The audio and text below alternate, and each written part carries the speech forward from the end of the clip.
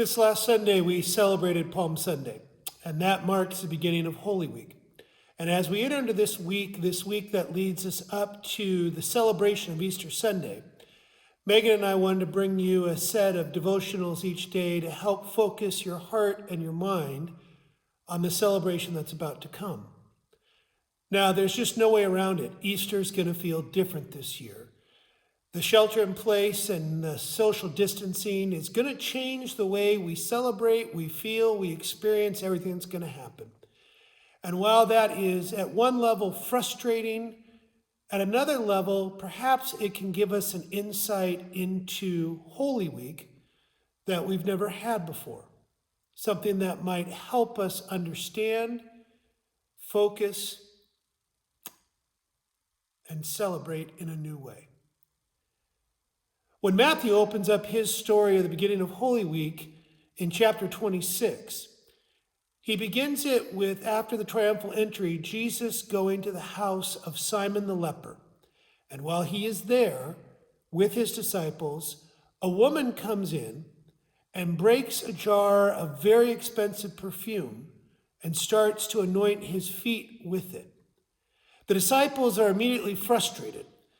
They're frustrated because, as they say, this jar could have been sold and the money could have been used to help the poor.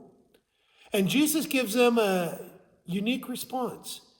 He says, "The poor will always be with you, but I will not." Now, Jesus isn't discounting the poor or saying they're unimportant. His whole ministry has been built around helping them. But rather, Jesus is showing us something in this moment that's really easy to miss. Jesus is staying at the house of Simon the leper. Scandalous in and of its own right. If you stay with a leper, you are unclean. You are prevented from entering into all the parts of society that you're normally part of, something we understand right now. And then when the woman comes and anoints his feet with the perfume, the disciples react one way, but I think Matthew's trying to say to us, look at the viewpoint of Simon and of the woman at the beginning of Holy Week.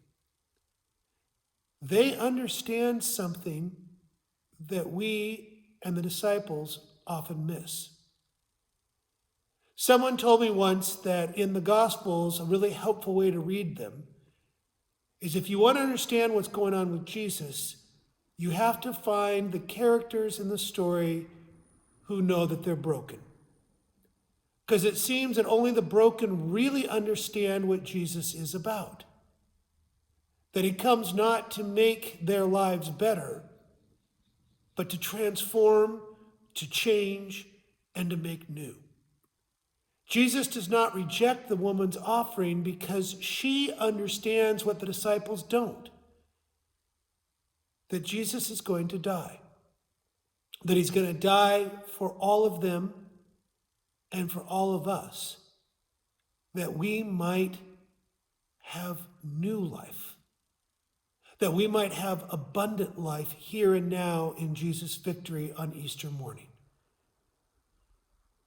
But if we skip over the brokenness, if we skip over Jesus' death just to get to Easter morning, we miss the power of Holy Week and of Easter. Matthew begins Holy Week by saying Jesus came to die.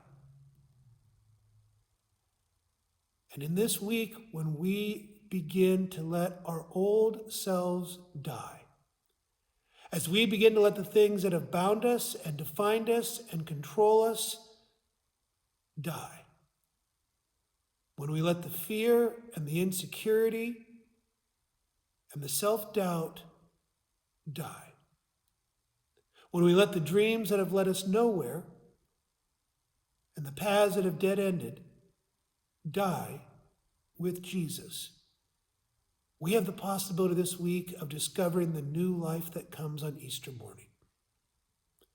So this morning I invite you to see this moment from the eyes of the broken. where Jesus was staying and where they found him, so that seeing it through their eyes, we might truly see the life he's about to offer on Easter morning. I hope that's helpful to you.